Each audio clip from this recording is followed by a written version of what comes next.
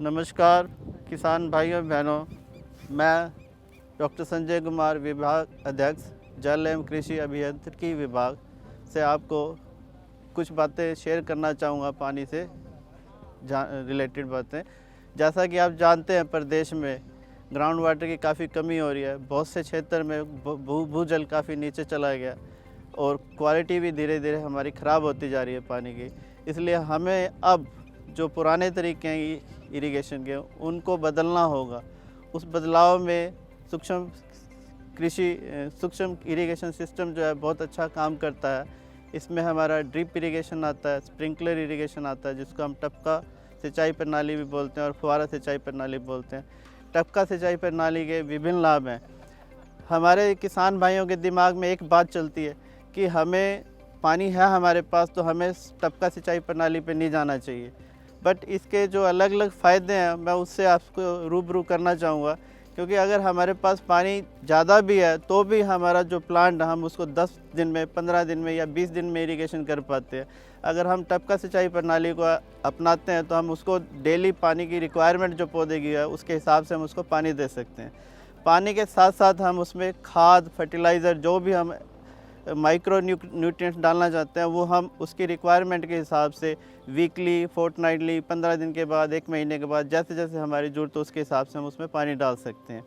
इसमें हमने ये देखा है, जो पौधे की ग्रोथ है, अगर हम सिंपल जो पुराने हमारे मेथड है, सरफेस मेथड से हम इरिगेशन करते हैं, और अगर हम ड्रिप इरिगेशन से इरिगेशन करते हैं, तो उसमें प्लांट की ग्रोथ अगर मान लो कि 1 साल में उसमें हमारी 10 सेंटीमीटर बढ़ती है, तो इसमें हमारी कम से कम 20 सेंटीमीटर बढ़ती है।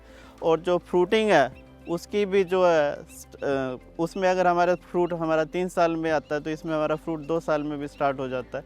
तो इस सच्चाई को अपना के हम पानी की बचत भी कर सकते हैं और पौधे को ज़रूरत के मुताबिक हम उसको पानी भी दे सकते हैं। इससे क्या है कि हमारी फसल का जो साइज़ है, फ्रूट साइज़ है, वो भी बड़ा क्वालिटी वाइज भी अच्छा होता है और उसका साइज़ भी बड़ा होता है, जिससे हमारे क्या है कि रेट अच्छे मिलते हैं। हमने यहाँ ऑर्गेनिक फार्म में ड्रिप इरिगेशन सिस्टम बिछाई हुई है।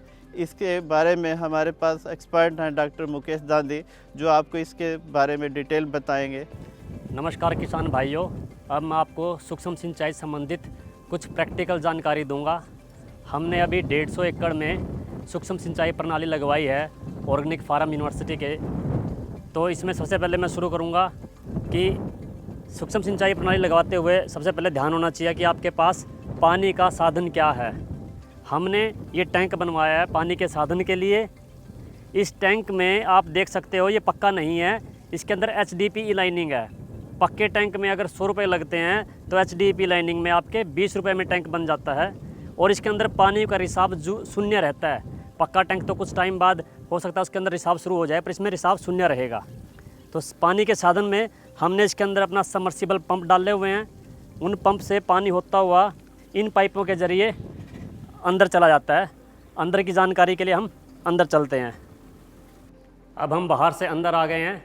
ये वो पाइप है, मेन लाइन हमारी, जिसके अंदर से पानी यहाँ पर आता है। ये बड़ा इम्पोर्टेंट कंपोनेंट है, इसको फिल्ट्रेशन सिस्टम कहते हैं। इसमें 2 तरह के सिस्टम लगे हुए हैं, सैंड मीडिया फ़िल्टर जो रेत का एक छनक है, और दूसरा है स्मार्ट क्लीन फ़िल्टर जो कि एक जालीदार पानी छानने वाला यंत्र है। तो पानी हमारा इसके थ्रू फिल्ट्रेशन होकर, ये अगला कंपोनेंट है, इसमें आप देख सकते हो, इसको हम वाटर मीटर कहते हैं, जिससे हम पानी की कितनी मात्रा जा रही है उसकी लगातार उसका रिकॉर्ड कर सकते हैं। ये जो हमारा अगला यंत्र है, ये किसी भी तरह के उर्वरक जो कि पानी में घुलनशील हो उसको पानी के साथ मिलाकर देने के लिए लगाया जाता है। इस सिस्टम की खासियत क्या है, ये फुल्ली ऑटोमेटेड सिस्टम है। इसके अंदर हम किसी भी खेत के लिए जो हमारे यहाँ ऑर्गेनिक फार्म में है उसका शेड्यूल हम अपने कंप्यूटर पे फीड करेंगे कि किस में कितना पानी, कितनी खाद, कितने समय तक और कब कब चलनी चाहिए। वो सारा का सारा काम ये सिस्टम अपने आप करेगा। इसका ऑटोमेशन लेवल इस तरह का है। आप इस तरफ देख सकते हैं, इनको हम कंट्रोलर बोलते हैं। कंट्रोलर, जब आप सिस्टम को ऑटोमेटेड वे में लेके जाते हैं, उसको ऑटोमेटेड करते हैं, तब कंट्रोलर की ज़रूरत पड़ती है। किसान भाइयों को इतनी हाई लेवल की ऑटोमेशन की ज़रूरत अपने छोटे खेतों में नहीं है, पर अगर कोई बहुत बड़ा फार्म जहाँ पे और आप कम लोगों से ज़्यादा ध्यान रखना चाहते हैं तो ऑटोमेशन का अपना बहुत महत्वपूर्ण उसमें रोल रहता है। आगे बताना चाहूँगा, ये फर्टिलाइज़र टैंक हैं जिनके अंदर घुलनशील खाद डालकर सिस्टम के थ्रू पौधों तक पहुँचाई जाती है। ये इसमें एजिटेटर लगे हुए हैं जो खाद के अंदर लगातार हवा से कंपन पैदा करते हैं ताकि आपकी खाद एक जगह जमा ना हो। ये भी बहुत इसका महत्वपूर्ण अंग है सूक्ष्म सिंचाई का। तो कुल मिलाकर ये पूरा सिस्टम 150 से लेकर 200 एकड़ तक के एरिया के लिए पर्याप्त है। धन्यवाद।